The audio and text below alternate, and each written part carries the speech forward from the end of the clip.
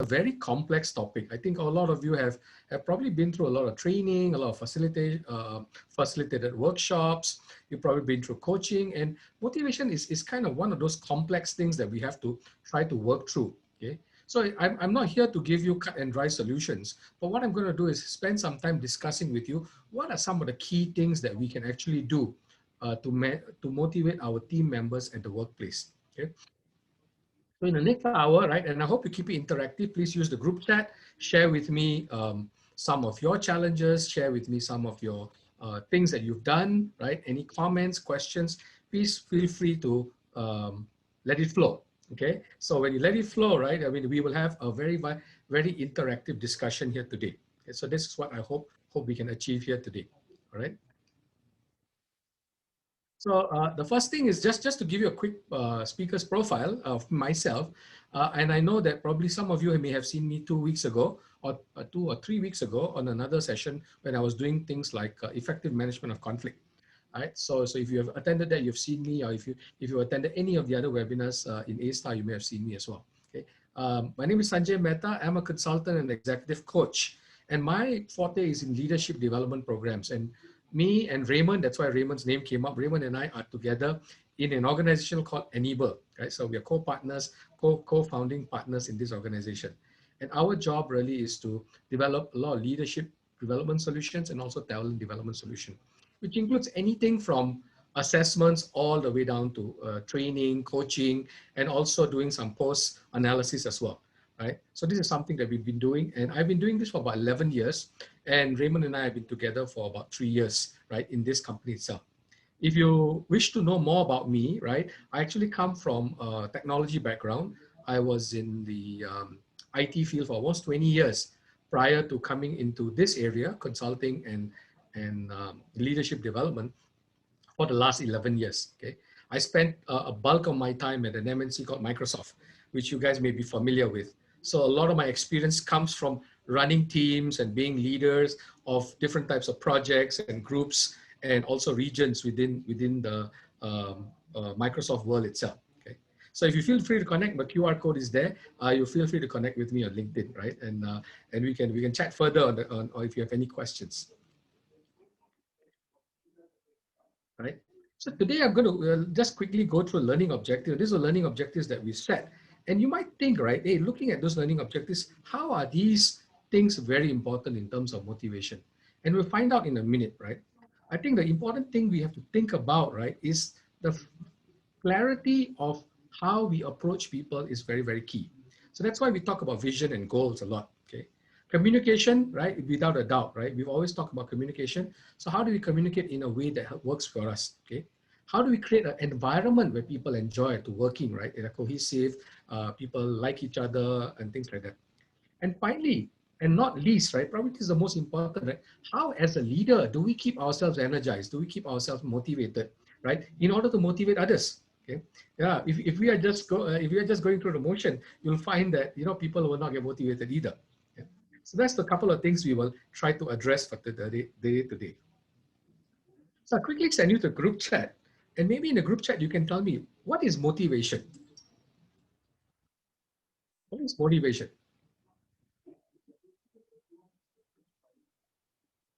Anybody? Very quiet group here. Okay. A reason to do something. Thank you, Freda. All right. Encourage. Feeling appreciated by superiors. Okay. So you will be motivated if you feel appreciated by supervisors. Energy to do the work. Okay. Good point, right? Motivation is an energy. You get a desire to achieve something. All right. Okay. Something that will push you to work on something. Okay. So it pushes you along. Okay. A clear goal. All right. To reach a goal. Okay. Do something if you don't 100% want to. Oh, that's interesting, Sharon. But we talk about that, right? Because if you're motivated, then you want to, but it may not be 100% correct. Goals to achieve, having a passion to achieve something. How to feel like doing something and not being forced to, okay? So I can see you guys have a lot of answers and you probably know what it means. Purpose-driven, passion to achieve something, okay? A reason for the way for acting or behaving, okay? So it's all about making sure that people do what they want to do, not what you want to do. Okay, right? So quote here from Dwight Eisenhower, used to be an ex-president of the United States and also a military general, right? He says, "It's the art of getting people to do what you want them to do because they want to do it." Okay, so it's they want to do it. You want them to do it, but it's also about you wanting them to do it. Okay, right? So you want them to do something, but also they want to do it. I think that's what we've highlighted. In motivation, it's something that the team members want, what you need to do. Okay, so that is what motivation is all about. But the question always arises, right? What motivates people? How do you get them to want to do it? Okay, so this is what I'm going to ask you to do, right? I'm going to send you to, I think you may have done this in the other workshops as well. Go to menti.com and you can type in 703315, right? And there'll be a question there, the same question there, that will be up there. And I want you to type in your answers, right? I think each one of you will have up to 3 answers. So go to www.menti.com, right? On your phone or even on your computer and type in the code 703315.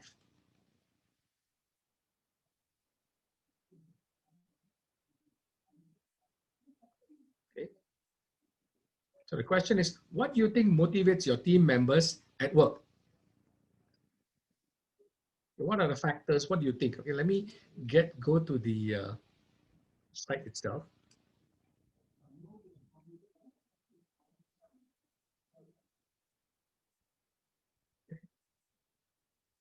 Right, here we go. I resume share. I hope you can see the screen. We can see things coming along.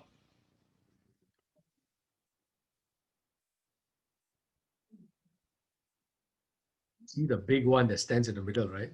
Money.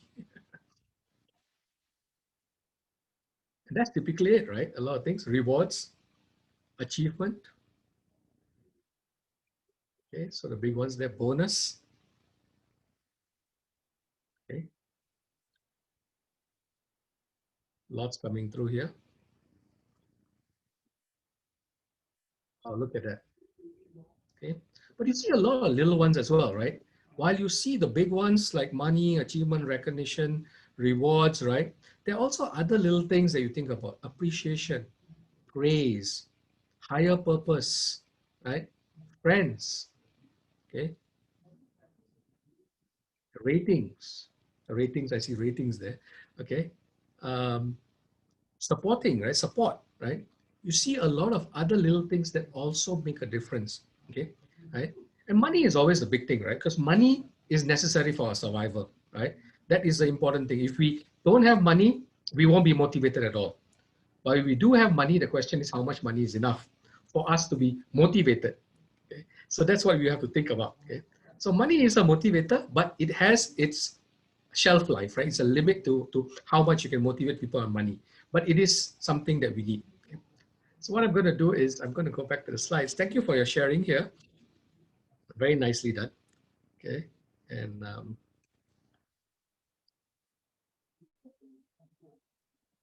sorry.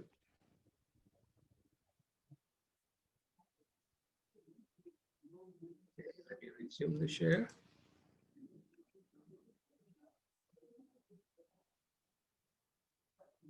Yeah.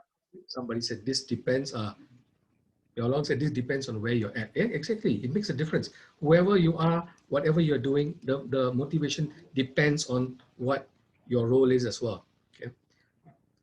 So there are a lot of theories out there. I'm not going to go to theories today, right?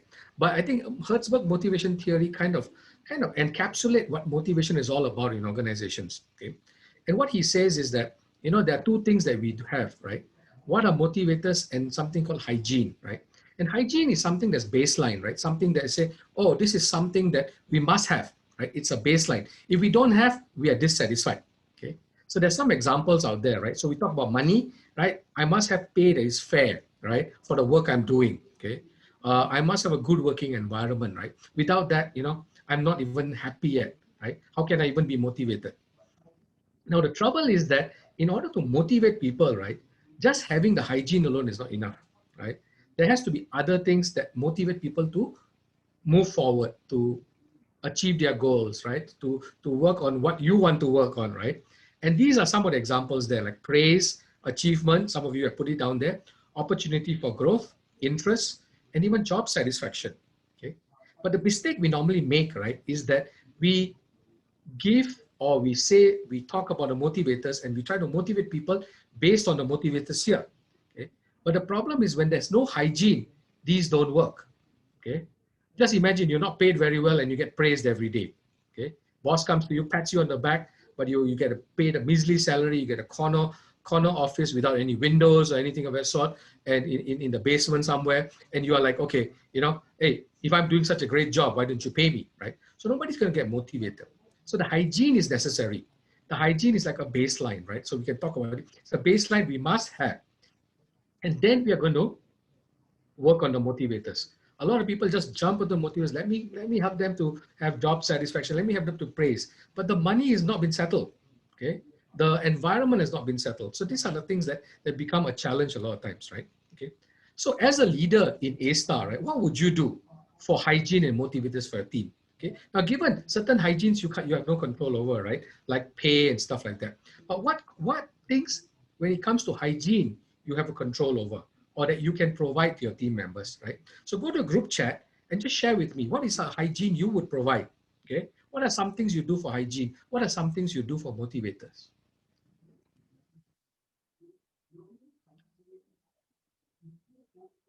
Okay. Open communication and sharing. Thank you, Prashant.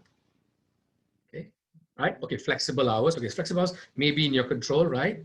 You can allow them to have flexible hours, give them time and resource, open communication. Yeah, okay, all right. Okay. Now, open communication, all this stuff, are they hygiene? Yes, I think it's a hygiene. I mean, you have to think about it. It's not motivators. They're hygiene. They are important things that needs to be there in the first place. A constructive and pleasant working environment, yes, it has to be there. Okay.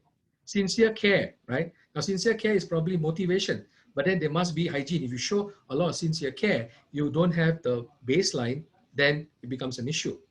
Consistency in approach to all your staff. Okay. So these are some of the things you're thinking, what do you do, right, in terms of hygiene and motivators? Now that gives you a better balance of understanding how you motivate. A lot of times when we gravitate to the right side and we do those things, we don't realize the hygiene is missing. Okay. So the hygiene also has to be taken care of, right, in order for us to make sure people motivate or go the extra mile for us. If you want people to go the extra mile, don't ignore the hygiene. The hygiene must be there. All right. Okay. Good sharing. Thank you. Right. So a lot of these motivation theories are very old, right? Now we brought them into the real world, and this is something that's actually an offshoot of the Herzberg theory. And this is a book called Drive, and I recommend you to read it if you haven't read it yet. I found it very interesting, right? The experiments they have done to try to understand, the studies they have done to try to understand what motivates people. Okay. So if you look at it, right, the statement there is that if you take the issue of money off the table, then what are people motivated by? Okay. So if the issue of money is not off the table, so money is a hygiene, right? What happens is people are focused on the money. But the moment money is, say, sufficient, right? I'm living the life I want to, the lifestyle I want to, then people start to get motivated by something else. And this is what we call the motivators, okay? And what he has come out, he's distilled into three things. People get motivated by a sense of purpose, right? They want to do something. Some of you have mentioned it already, sense of purpose. The other thing is autonomy. Autonomy means that I have the independence or the freedom to do things as I want to do. I'm not being micromanaged, right? People do not like to be micromanaged or told what to do, okay? But they always want to find ways and means of, and this is where they become creative because they have the autonomy to try to do things. And finally, mastery. Mastery is when people want to get good at something, right? Very good at something, and they want to make sure they're doing their job very well or their area very well. They may even have a hobby, they play guitar, but they keep playing it, playing it. It doesn't make them any money, but they keep doing it, right? They keep doing it and they enjoy what they do, okay? And you will say, hey, it's not making you money, why do you do it? So you can see money is not a motivator sometimes, right? And as the younger generation that's coming in, you can see there's a sense of purpose. They were joining companies because the company has, is doing something for the environment, or the company is doing something for people, right? They are more prone towards purpose, right? And you can see companies coming up with purpose statements, right? What do they do? Apple, Okay, a purpose statement. Steve Jobs came up with a purpose statement. Skype, all these little companies came up with purpose statements, right? Why? Because people want to have a sense of purpose working with them. Okay. And autonomy, right? So autonomy is that, okay, here's the way we do. It's not about carrots and sticks anymore, right? We are letting you go, letting you work with those things. So these are the three areas that I'm going to talk about. And I would encourage you that there's a nice TED talk by Daniel Pink on TED Talks. You can take a look at that. You can read the book. And there's also other videos on YouTube that will actually give you a book summary as well. Okay? And I found this to be very useful when thinking about motivation in the 21st century. All right. So this is what we're going to do, right? I'm going to cover 4 things today and to help you to think about how you can motivate better. Okay. And this kind of aligns a lot with Daniel Pink's theory. The first thing is we need to think about aligning vision and goals. Okay. So that's where the purpose gets taken care of. Okay. Creating a safe environment, and I don't mean safe environment so they don't get hurt. This is more for psychological safety. A safe environment where I can do the things I want to do, where I can speak up, right? I can give feedback. This is what we mean by a safe environment. And this is where it helps us with the autonomy part. Okay. Now, people always want to go get better, right? And how do they get better? They can learn, they can try to do things. But what a lot of employees and a lot of people have said is that, providing constructive feedback and praise is what's lacking. Okay? So how do we provide constructive feedback and praise, right? And we've done a topic like this in growth with feedback in A-Star before. Okay. So that is one of the things we do a lot as well, because feedback seems to be an important thing, right? Because there is some problem with feedback as well. People tend to react negatively to it as well. Okay. And lastly is that, hey, how do you keep yourself as leaders motivated and energized, which is very, very important in order for you to motivate other people. All right. Okay. So I have a short question here. Right? Does hygiene differ for individuals? Yes, it actually can be different for every individual, right? So a lot of times you have to sit down and during our conversations, you can find out what is more important to people, right? To some people, money may be very important. To some people, yes, to an extent, right? As long as I'm making money, maybe it's more important that I have of friends, right? The relatedness in the organization. That is what's important sometimes. Yeah. So it can differ. Okay, thank you. Thank you for that question, Freda. Okay. All right. So let's talk a little bit about aligning vision and goals. So I'm going to give you a little bit of some tools and some ways of thinking about this. So hopefully it augments whatever you are doing, because you've probably been doing quite a lot of things already, as I can see. Okay. The first thing that's very important when we comes is that we need to align goals to our vision. Okay. People need to be able to see what they are reaching out for, right? They need to know the direction.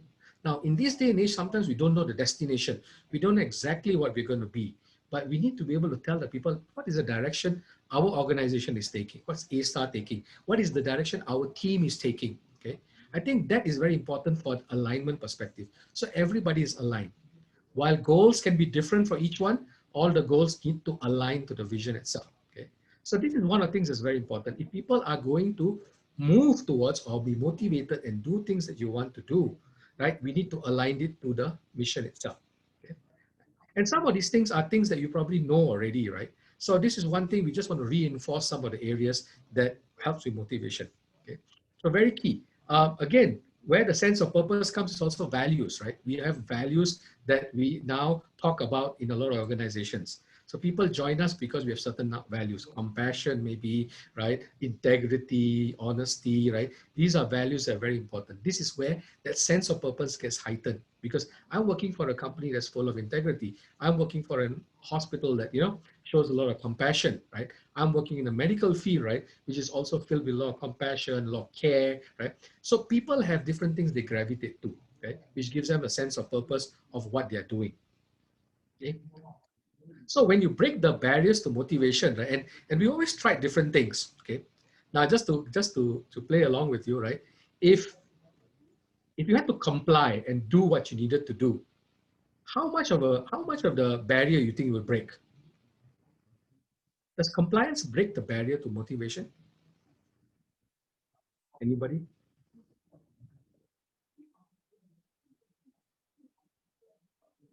People will do things, right? People will do things when it's compliance, right? Okay, I have to do it. It's the law, right? It's ethics, whatever I do it. But the question is, are they motivated to do it, right? So if we are going to get people to do things through compliance, right? Maybe we'll just touch the surface and we break it through, okay? Older theories like what? Carrots and sticks, right? Reward and punishment, okay? Do they help? Yes, they do. I'm not saying they don't. But then they also have a shelf life, right? If the policeman is not watching or the boss is not watching, people tend to take liberties, right? Okay, if we don't enforce it well enough, then people take liberties, right? If the rewards we promise and we don't give them, then guess what? People happen, okay? If we say we're going to punish and we don't do it, right? So there is a little bit of an impact, okay? But not to the impact where people would do things because they want to do it.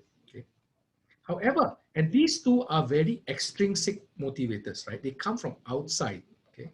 Now, while the vision comes from outside, somebody's giving the vision to them, they internalize it and it becomes very intrinsic for them, okay? If they buy into the vision, they buy into the purpose, that's when they get motivated, okay? So that's why we talk a lot about getting a vision in place, right? A vision for your team, right? What is the team going to achieve within the year? What is your team going to achieve within the next 5 years, right? A little bit of vision, sense of purpose goes a long way to do that, okay? Now, the question would be, is how do I craft a vision, all right? So there are many ways to craft a vision, right? But the one that I use a lot, right? And again, these are things that are more 20th century, 21st century, right? Research that's been done recently. And some of you may be familiar with the work of Simon Sinek, right? Now, Simon Sinek's a leadership guru, and he's done a lot of work in leadership, working across generations, right? He's done a lot of work around millennials as well. And he says that one of the things when we communicate a vision or we communicate anything is that we got to flip the way we do it. Before, this is what we used to do. We used to tell people what to do, how to do it. They're instructional. And the why only comes at the third stage, right? What's the purpose of it, okay?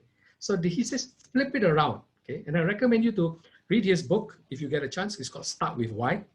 And I found it very useful in my coaching, in my facilitation work as well, okay? And there are TED Talks videos as well. The one I'm showing up here is an edited version, 5 minutes. You can view it very quickly. Or there's a TED Talk for 20 minutes, right, that you can view as well, okay? So feel free to go and do that. But he said, flip it around. And so why do we flip it around? He said a lot of organizations also flip it around, like Apple and all stuff. Why do people buy products from Apple, right? It's not because they make great stuff, right? It's because they have a sense of purpose, right? They are trying to change people's lifestyle. They are trying to make people things easier. When people buy into that purpose, all of a sudden, it doesn't matter what product they sell, whether they sell a Mac, whether they sell an iPad, or whether they sell an iPhone or iPod, everybody gets into it, right? Everybody buys. So you have to flip the word around, right? So the first thing you have to do is state the why, right? So why is attacking what we call attacking the elephant in the room, the emotion part, right? So when we say like the reason we are in business is because of so and so, right? The reason is because we want to make the world a better place, right? That's the purpose, right? So the purpose, sense of purpose part gets people to buy in, okay? Now, if we do it the other way, and you say, okay, this is what we're going to do, right? We are going to grow the company by 20%. And people say, so why and how? Those questions are in people's brain a lot of time, right? In neuroscience, we showed that when people are talking about the what, people are asking themselves how and why already. So this is why Simon Sinek says, go for the why and the how first. The first thing is the why. Second thing is how, right? How is the path, showing the direction. Because sometimes when you get people's emotions up and their sense of purpose and there's no direction, guess what's going to happen? They're going to falter. So you need to show the path, okay? And finally, the what. The what is about how outcomes, right? What are we going to, this helps people to visualize what they need to do, okay? So I recommend a lot, even in change vision, even in coming up with a vision for a strategy, I tell people, make it simple, right? Make it simple so that you can convey the message clearly, right? Start with why, okay? In summary, basically, and I think I mentioned this already, right? It's a sense of purpose. If you remember Daniel Pink, what he says, right? People need a sense of purpose. And once they buy into the why, they move on, okay? How helps them to show a clear path, a clear way forward? Because if they don't have that, they don't know where to go, right? And this is where we will look at goals itself, okay? And then finally, the what helps them to visualize the outcomes, right? Visualization is key, because if they can't visualize the outcomes, then what's going to happen is they're also going to get bogged down. Okay? So this is one of the things that we need to think about. You need to think about how to develop a vision for your team. Okay? Now, when we talk about vision, we also talked about goals, right? So maybe you all can share with me, as leaders, how do you think using goals helps motivate your team members? Why is goals important? How does it motivate people? If you didn't have goals, would people be motivated in your teams? What do goals do, right? And there's some science behind this as well. When we set goals, right, something happens up in the brain as well. Okay, right? A little bit when you set a goal for somebody, there's a stress level starts to go up, right? And when the stress level starts to go up, people start to perform, right? There is a lot of a performance that happens with stress. However, going over a certain level, right, results in lack of performance. So there's too much stress, it becomes a problem. Okay, right? But the question is, how difficult is the goal? How challenging is the goal, right? Okay. So some of you are sharing here, helps you to focus your energy and attention, moves us on the same beliefs, right? Gives us a sense of expectation, right? So we know exactly what we are going to do, right? With goals, you can see whether there is achievement of goals, right? Okay. Sense of direction, right? Shows the end purpose, provides meaning as well. Okay. And of course, it should be measurable. Okay. Right? So these are some of the things that we need to consider, right? When it goes. So setting goals are very important, because it also breaks down the vision into smaller parts, so that we can deal with it. Okay. So that's the important thing. Number one is to deal with it. Secondly is to make sure that people move forward. Okay. So thank you for sharing, right? So thank you for sharing some of your thoughts here, right? And let me share with you some of the things that why goals work a lot, right? Okay. One of the key things with motivation is the lack of clarity, right? So if it's not clear enough, like the vision can be very high level. So if it's not clear enough, people don't know how to move forward. I mentioned about stress. When you set somebody a goal, there's a little, your stress element tends to go up a little bit, and it creates challenge, right? People love to be challenged, right? To an extent, right? Over challenge, it becomes a bit of a problem. Okay. Now, when goals and when we set goals along with each other, what's going to happen? We are all going to agree. We agree on the goals, it generates commitment. Okay. And the other thing has to do with mastery as well, right? It increases learning. People want to master what they want to do, right? If they like doing something, they want to get better at it. So that's why they need feedback, right? Because there's goals to be feedback on, right? Where am I doing? Is measurable? How far I am? How much more do I need to do, right? It allows them to. And it allows for them to grow, right? Because otherwise you won't grow. If there's no goals, we just stay status quo. It allows them for growth and allows them to work with opportunity. Okay? So these are some of the things that neuroscience has shown, that goals help to create some of these things, right? So you can see that it helps to move them forward. And how to make goals clear? I think some of you have mentioned on the chat, measurable. So this is SMART, right? So I'm not going to go through SMART. I'm sure you've gone through this before, right? But it's very important that our goals be SMART, be specific, be measurable, right? Of course, be relevant to the organization. Okay. Now, time is very important. Time is a sense of urgency. Without a time bound, right? I've noticed a lot of people set goals and don't set clear timelines. And what happens is that people tend to procrastinate till probably a week before, right? And then the result isn't so good. Okay. Now, where the key thing in SMART is attainable, right? I think that we have to work together with the team members to make sure that the goal is attainable. Sometimes when it's too challenging, people just tend to climb up, right? The stress is too much, right? To be able to do that. So it's important that we can do that, right? To make sure the goal is attainable. For me, the A that tends to stand out when it comes to SMART. Okay. All right. So that kind of covers the first section here. Okay. The next thing I want to talk about, and I'm cognizant of time, is to create a safe environment. Okay. Now, how do we create a safe environment? Now, when a safe environment, I do not mean that it is, safety in terms of physical safety. I'm talking about psychological safety. How do we create the safe environment? Okay. Now, our safe environment is governed by our limbic system, right? It's always trying to keep us safe. It looks for threats. It looks for rewards, right? And the response that we get out of it are emotions like anxiety, worry, right? Resistance, right? These are some of the things that happens, right? So we always want to move towards the reward state and away from the threat state. Unfortunately, the threat state is stronger, right?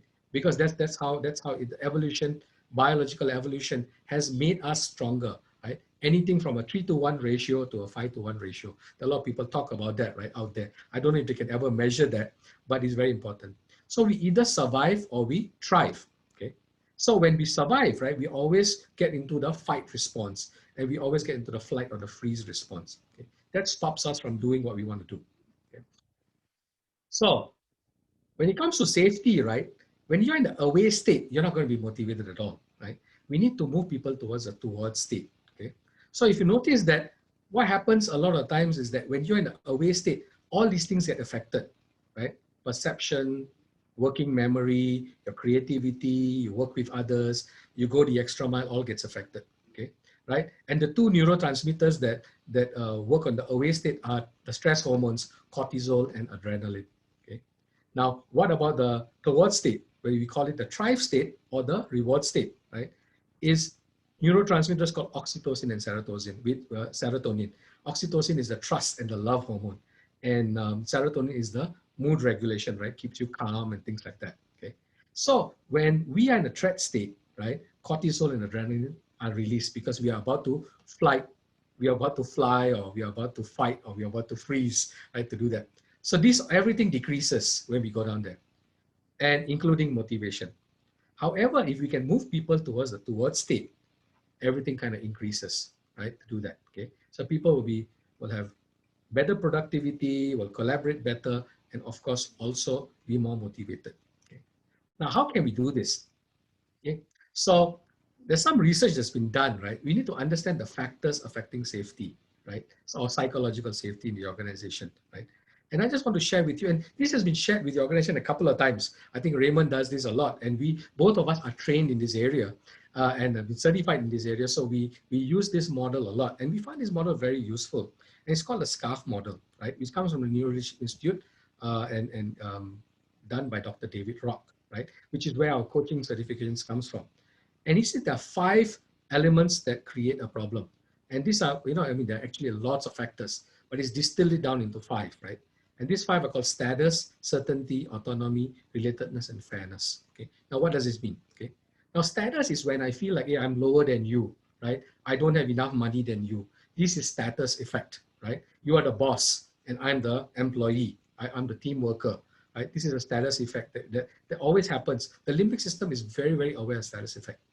It also is craving certainty. So when things are uncertain, like now in COVID times, right? A lot of uncertain things happening. People tend to be heightened, right? In the away state, okay? So creating the certainty is important. So leaders at this point in time need to have clear messages, right? Unlike what we've been seeing. I think it's such a great case study looking at the world right now, seeing how leaders have responded to the crisis, right? When they create certainty, you see that people are calm. When they don't, you can see people are not calm at all, right? They're moving on. Autonomy we've spoken about is also part of Daniel Pink's model, right? People do not like to be pulled along or asked to comply or asked to do things, right? They want autonomy to be able to do the things the way they want to do. Micromanagement is an enemy of autonomy, right? So this is one of the things to think about. Relatedness, right? The ability to have friends, to have cohesive, to build trust. I think that's also an important. If an organization or within the team, you don't have any trust or don't have any rapport, it creates a problem.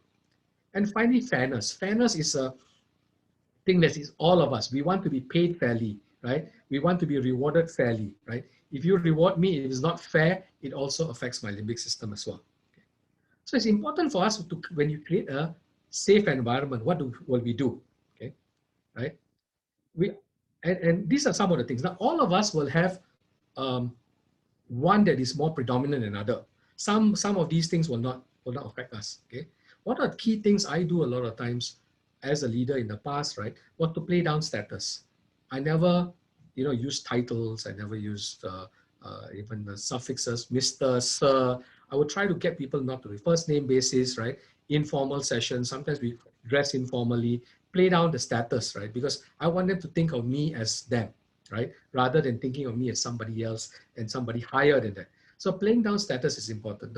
I don't want when I walk into a room, everybody goes quiet. Okay, right? So that is a thing where status effects comes in, right? So if you walk into your team member's room and they go quiet all of a sudden, even though you could hear some noise before that, then you know there's some status effect. And this is very natural. So play down the status effect. Okay? Creating clarity, right? So the vision and the goals we talked about, use those to create clarity. You'll create a better environment for people. Okay? And of course, allow independence of thought, let people speak up, let people, so in my case, it's like, I always let people speak up, share your ideas, share your feedback. I even ask for feedback, okay? So these are important things where people feel like as they're a part of a safe environment, they can do things that they want to do, okay? Building cohesiveness. So you got to build teams which work together, right? So I think 2 weeks ago, or 3 weeks ago, we did effective management of conflict within your teams, okay? How do you manage conflict? So you got to manage those conflicts that inevitably are going to happen in your team, because those help to build trust. Those help to build a lot of rapport, understanding, and things like that, right? So important. And of course, be fair and transparent, right?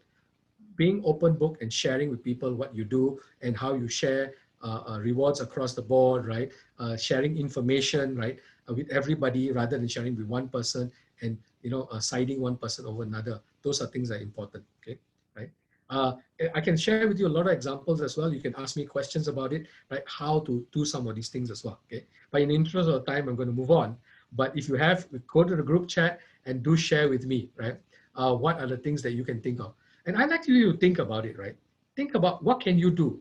Which one you think you need to work on in your team, right? Maybe you can share in the group chat.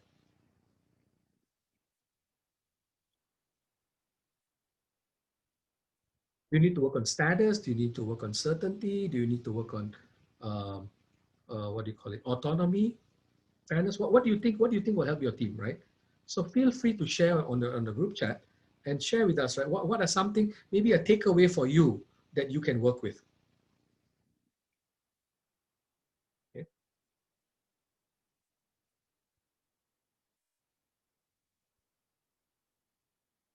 I don't hear much there. All right. So and again, think about this concept. We've introduced this concept quite a few times. Think about it, how you can do some of these things. I think it's very important. Right. The key thing to this is really about communication. Right. So it's important that we authentically communicate with people. It is the key to safety. Right. So again, when you communicate, right, it's important that you keep your language simple. Right. Be very, very clear. Okay. And then honesty and integrity is key, right? Transparency, as we talked about, right? Those are key things, right? Say and do what you say you will do and believe in, right? So integrity, right? If you say you're going to do something, please do it. Okay. So that's important. Okay. And last but actually not least is empathy, right? Listen. Okay. In order for you to understand what is scarf in your team members, you need to be able to listen, right? Then you'll be able to put in the right measures or the right communication techniques in order to do that. So to be empathetic, you need to listen actively for understanding. Okay, listening is very, very key. Okay. So I'm just going to share with you, and we've shared this in the past also with A-Star on some of the communications programs we've done with them. The 5 key elements of active listening. I think you guys know this, right? So please make sure that you can work with your people, listen to them, right? So these are 5 key messages that we can share with you, right?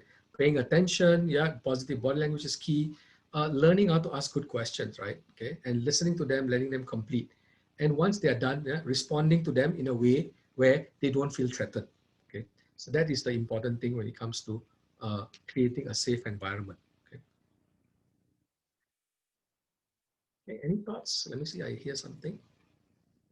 How do you show positive body language on Zoom? Wow, interesting, right? Zoom is not the best platform for them, right? But the one thing we do a lot is we make sure videos are turned on, right?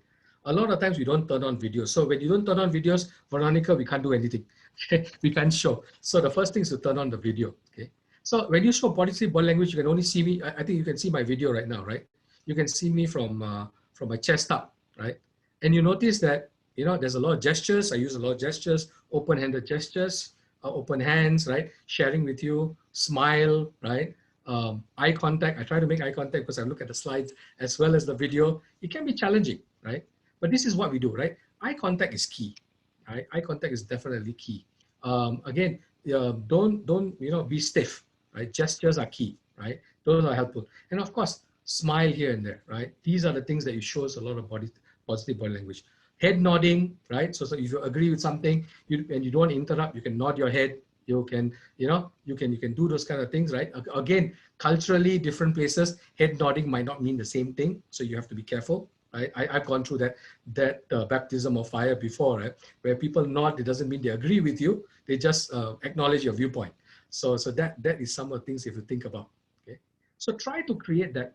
Turn on the video, right? Gestures, movement, right? And also it shows energy. And the vocal is also important. So vocal, like what I'm doing right now, is instead of monotonous, I'm trying not to be monotonous as well, right? I'm trying to, bring my voice up, bring my voice down, bring it soft, bring it up. What happens is there's more engagement in there, right? So this is something that we can use. Okay? I've run a lot of teams, what do you call it, remotely in the past, right? And you really have to do a lot of things. It takes energy out of you. I will definitely admit that. Okay? It takes more energy. But these are some of the things that you can do, right, to help you with showing positive body language. Okay, right? It's not 100%, but at least it's something. Hope that helps you, Veronica. Okay. And the third thing that I talked about was feedback. Okay. Now, we always say feedback is a gift. And we always say that feedback is the breakfast of champions. And this was a leadership guru called Ken Blanchard that coined it, right? Because feedback is very important from the mastery perspective, right? We want to improve ourselves, right? We want to learn and we want to get better. Unfortunately, there's a side effect to it, right? And maybe you can go to group chat and share with me. But why do people react negatively to feedback?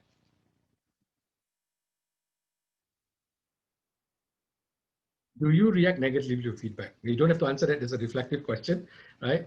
Um, right? I think we all do, right? Again, it goes back to the safe environment and to the limbic system. The limbic system is what we call a correction mechanism, right? It checks for corrections. It checks for wrong things. It checks for failures, right? When somebody gives you a feedback, the brain automatically says, oops, wrong. Limbic system goes into action, right? So the first reaction to any feedback, and I can tell you after 31 years, even if somebody gives me a feedback now, if it's negative, the first reaction, the emotional brain will go, oops, okay, right? Okay, so these are one of the things, right? So some of Lei Hong is sharing, some people give feedback without knowing the real context. Yeah, they just share something and it's a harsh comment, right? And probably we are so used to it. So when people give us feedback, even though maybe nice or good, we all react to it, right? It's biologically primed in our system, right? Maybe it's because of our upbringing, maybe it's because of our education, right? Right? It's one of the thing, right? And Prashant writes feedback is as much of the what as it is of the how. Okay, so it's also moving forward, right? What is wrong, but also how we are going to move forward. Okay, so it's not just what. A lot of people stop at the what and say, this is what's wrong with you, and walk away. And like you're like, okay, I don't know what to do about this. Okay, how do I move forward? Okay, so it's important to have the wow. Okay, but our limbic system tends to react negatively. So there's nothing wrong. I think all of us do, even like I said, I do as well. Okay, but over the years, I've been training myself, right, in the corporate world as well as in the coaching world, right, that feedback is a gift. Okay, now if you tell yourself this enough times, right, your self narratives help you to think about it. Okay, but still, the limbic system is so powerful that for maybe even a few seconds, you'll feel a little bit unfair, right? You'll feel a little bit adjust, right? Okay. Many take feedback sessions as a channel to throw negative and non-constructive comments rather than to question why don't we react to good feedback. Maybe there should be a session teaching people how to give good constructive feedback. Okay. And Kelly, we actually did that last year at A-Star. I think for Infuse, we actually did a 90-minute session on growth with feedback, right? So that's something we can definitely do if that's important, right? So that's definitely we can do as well. So we do that a lot for a lot of organization, right? Okay. Can we have suggestions in place of feedback? Yes, right? And this is what I'm going to share with you, right? Okay. Now, before I go there, right? But interestingly, while a lot of people react negative feedback, research has shown that people want feedback, right? Why? Because remember the part about Daniel Pink's mastery, people want to get better. Without feedback, they don't get better, okay? So 60% of employees want regular feedback from their boss, but only 50% of managers give constructive feedback, right? Now that's the operative word here. Constructive feedback is what you say. Most of the time is negative feedback and non-constructive, okay? And this is what we need to do, right? This is what we need to do to learn how to give constructive feedback, okay? And Amuda writes, can we have suggestions? And this is exactly what the next slide is going to talk about a bit, okay? Second, let me get to the slide, okay? Now, giving constructive feedback, and you know, this session is short, but about it, but I just want to give you a kind of a holistic view about our constructive feedback model that we use in our sessions, right? The important thing is also, and then we've created steps for help people. And of course, if you follow these steps, it's very clunky, right? But you got to try to incorporate all these steps together to help you to give constructive feedback. And it's some of the things you guys have stated, right? Now, the first thing I always do when I give feedback is state why am I giving it. You see again, the why comes in. Start with why, right? I tell them, look, I'm here to give you the feedback because I want you to do better next time, or I want you to improve you because you are going to take over my position someday, right? The constructive purpose of the feedback is very important, right? This helps to calm the limbic system, right? The limbic system gets aroused when you just jump directly into step 2 or step 3, right? So it's important to calm the limbic system, or calm the elephant, as we say, right? To do that. And then you describe specifically what you have observed, okay? Now, when I mean describe is no judgment there, right? I'm not saying, hey, you know, I think you're lazy, or I think you're that. No, this is what I saw you do, right? I saw that you did not actually fill up everything that I asked you to fill up. That is saying the facts itself, okay? Now, the other thing is also to appeal to the emotion, is to describe the impact and effect it has. If you don't fill this up, I can't get my job done, or I cannot get you the budget you need, right? If you don't fill up these fields, right? So this is some of the things you have to describe the impact. What impact is it having on him? What impact is having on you? Or what impact is having on the team, okay? That always evokes an emotional response, okay? Step 4 is probably the most important, right? When you have said all this, right, we don't just jump and say, okay, now go and do what you need to do. Give them an opportunity to respond. This is where autonomy comes in, right? The autonomy is, okay, what would you say about this, right? Okay, what can you tell me? What's the reason for this happening, right? And they will tell you that. And this is where we talk, I think Amuda suggested, can we have suggestions in the place of feedback, right? So this is where we say, offer specific suggestions as necessary, okay? That's important, okay? Now, sometimes, yes, you're right, that some people, just giving them suggestions may not be sufficient. You may have to give them some direction, right? It's the same thing like cynic again, right? Even though I've appealed to the why, he knows what's happening, I have to give the how, the what. I have to answer the how. The how is the main way forward, the way path forward. I have to give him the how itself, right? And then talk about the what's the outcome you need to achieve. And of course, offer specific suggestions and summarize, right? Summarize for him, express support, maybe create an action plan. So move forward, and maybe also have a recurring session to review it for him, right? The other thing is, this is where the relatedness comes in on SCARF, because I'm giving you my support. You need to come and see me, right? This is one thing. I'm not going to leave you out in the lurch and say, go do this and figure it out yourself. No, right? So this is one of the many models out there, right? And this is one of the ones we find a little bit effective because it's a two-way dialogue, right? It's not a one-way, I give feedback and I walk off, right? Here we have a dialogue there. And it's important to have dialogues and conversations, right? Rather than just giving feedback itself. So what are some tips you can share as a leader when giving constructive feedback? What do you guys do? Maybe you want to share with me, what do you do?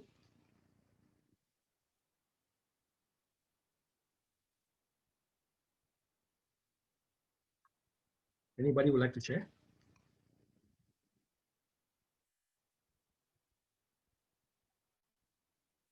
Share experience, okay, good one. Informal feedback, yes, have feedback informally rather than having it in a conference room or in your office, right? make it specific, be factual, right? Use facts, okay? Share examples or show examples, right? Don't wait too long, right? So whenever it happens, try to do it as soon as possible, okay? If necessary, find a correct person to handle. Informal one-on-one discussion, right? So the informality actually brings the limbic system down a lot, right? So you have to think about, right, when people react negatively to feedback, what do you do, okay? Set a positive context for feedback, okay? Find a good task and, okay, yes, time is important, right? Right, you cannot give feedback all the time, right? But you want to give it immediately, but maybe if people's emotions are heightened, you want to let them cool down a little bit and find some time to do that, okay? Provide resource, right? Okay, so which means to provide things that you need to, they may need, okay? Prepare, yes, preparation is key. One of the things what I do is when I have to give very tough feedback, right? I prepare it with one of my peers, right? Because they will give me back feedback and say, Sanjay, I think you're a bit harsh, right? Or you're a little bit, I think maybe you shouldn't be using these words.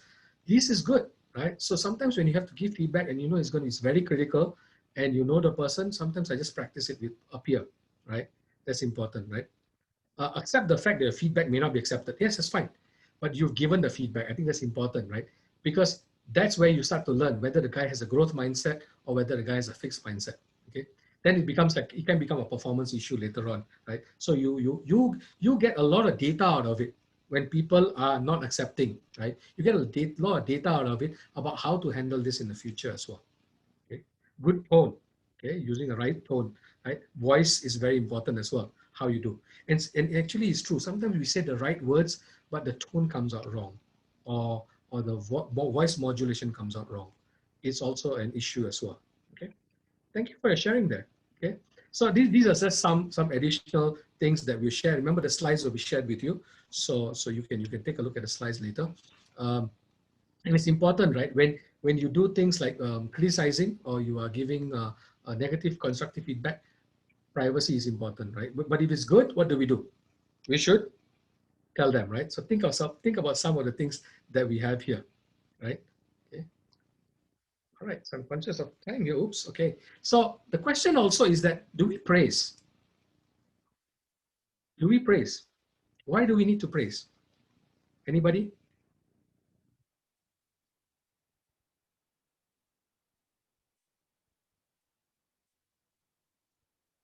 To encourage, to keep people confident, right? Okay. So that's very important, right? Well, unfortunately, in organizations, right? Guess what?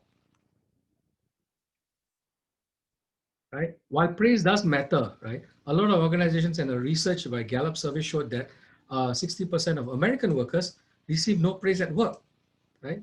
Everybody needs recognition and reassurance. Do we not? I do. I'm wondering about you guys. Do you guys need recognition and to feel appreciated? We all do as human beings, right? That is important. We want to be recognized and we want to be reassured. Okay. So this is one thing we lack doing. And I think it's important that we think about doing. And what does praise do? Right? Right? So praise helps a lot in motivation, right?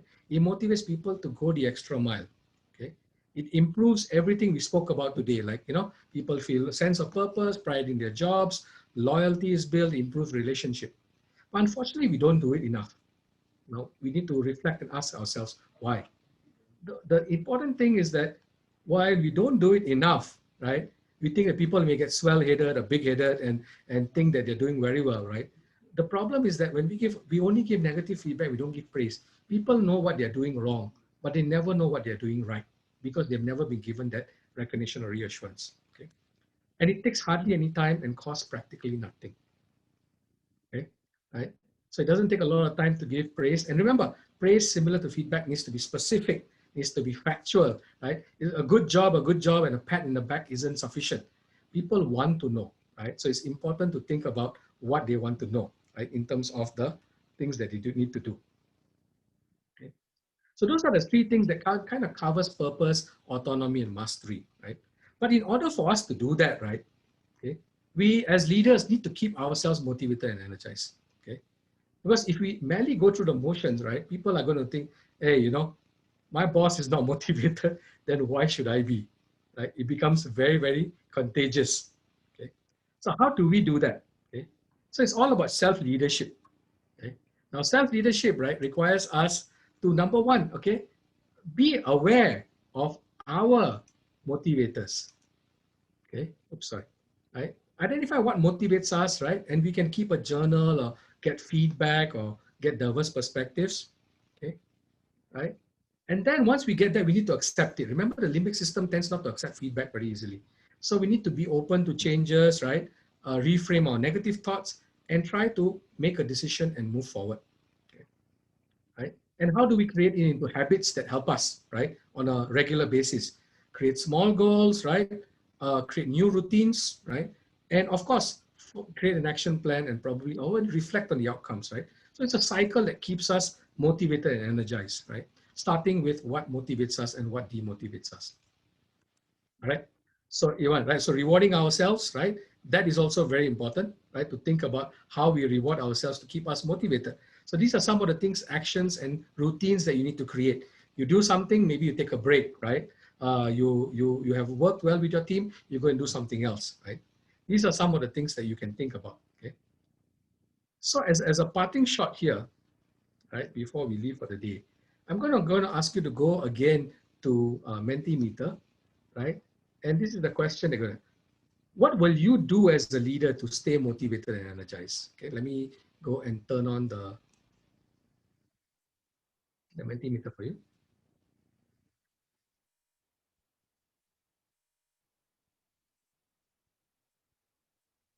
Okay. What will you do to stay motivated and energized? I hope you can see this. Hang on. Okay, maybe you can share with us.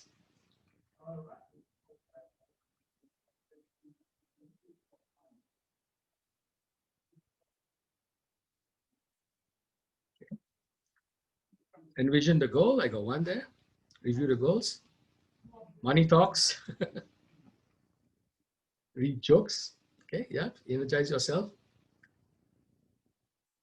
Maybe you can input more than once. Take a break. Take a vacation. I just read an interesting article today about that now we can't take vacations, right? How do you manage yourselves, right? So they talk about, there's a lot of good tips, talk about, take a day, a month off and do nothing, right? Every week take a few hours off, right? They come up with a lot of different ideas to help you to do that. Okay? Self-awareness, personal development, understand why this team and how can succeed, reward yourself. Okay. Right? How do you keep yourself going?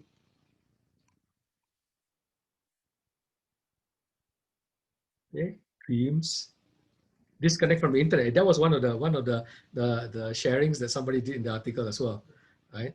Focus on why I do what I want to do. Keep a positive mind and talk to someone. Take a break. Yeah. Okay. Right. There's something we don't do very often. We work and work and work. We never take a break. Okay. Align personal goal with company vision and goals. Okay. Even for yourself, remember the simple things and that this is a journey. Okay. All right. Good one. Okay. Self development. Okay. Staying relevant. This is good. Always check and understand my purpose.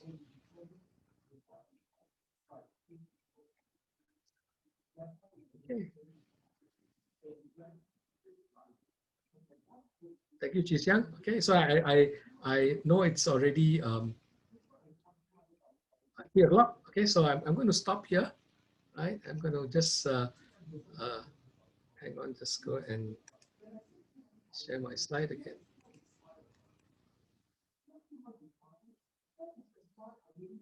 Okay, can you see my slides? Okay. So if you have any questions, please let me know. Please fill up the feedback that Jaslyn or Rachel has probably provided you with the feedback before you leave, because once you leave, you may not have time to fill out the feedback. Tell us a little bit about what you want to see, right, in a 1-hour session like this, what more other topics you like to see and share with us. I hope you benefited from today's session, right? Today's session is a little bit, uh, I would say, I wouldn't say packed, but a few quick tips and stuff like that to get you going, right? But motivation is a much bigger topic, right? And we can actually talk for hours about motivation. We can do that. But if you can think about some of these things we talked about, right? The 4 things we talked about, I think that will get you a little bit along the way. Okay.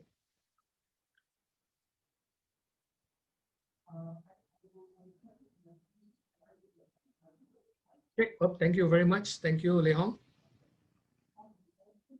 Hope it was helpful.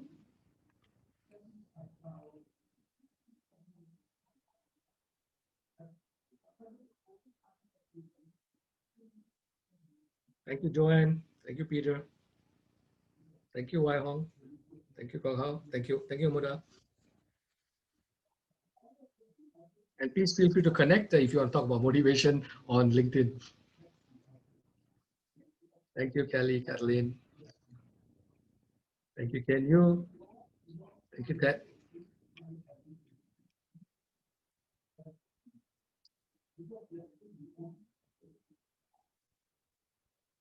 Thank you, Chikong, Marvin. Thank you. Thank you, everyone. Thank you, Chimeng, Betty.